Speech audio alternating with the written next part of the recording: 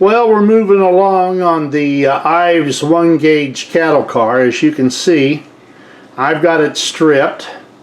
I've also put it in some evapor rust and cleaned it up. Now I'll have to lightly buffet the surfaces with a 1500 grit, what I call foam rubber sandpaper. There's the door that I've done on it, and here again, the color of the door is almost the exact color of the original car. Now here's an Ives in standard gauge, and this is a much redder color of Tuscan. But the color that was on this particular car was a very, very, very close match to the Rust-Oleum. I've got the roof. This is the worst part of the whole car. As you can see, there are some little dings in it. This car is not distorted. None of the rails or the slats have been busted. The roof or the guides, everything is in very good shape. We've even got the complete brake wheel here, and it looks in very good shape. It's got the ratchet, it's got the pawl. Probably the worst thing on the car is the bumpers, and I have straightened them as best I can and worked them out on a round piece of wood, tapping them lightly to get as much of the bend out of them as possible. They are not perfect, but they're not in bad shape, I have to tell you. So that's where we're going with that. This, I like to screw around with stuff. I decided to make a couple of repro doors.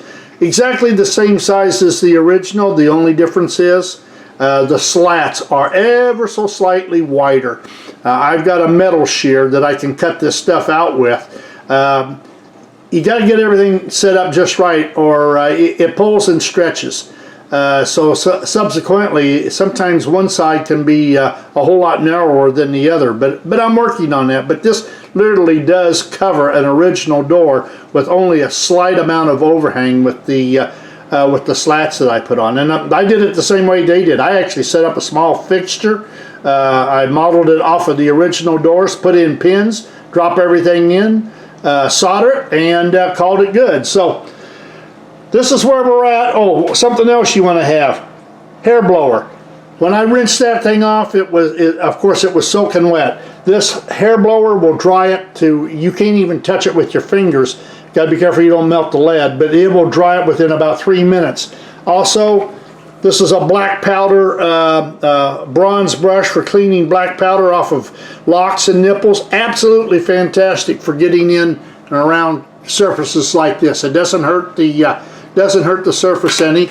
And I also have a burnishing pencil. You can this is stainless steel. You can get them in copper reloads. You can also get them in fiberglass. A great thing to have when you're wanting to clean out in the corners and stuff on equipment like this. So this is where we're at. We're going to spray this thing with primer here before long, and a self-etching primer, then lightly smooth it up, and then we'll see if we can shoot color and make it look worth a damn.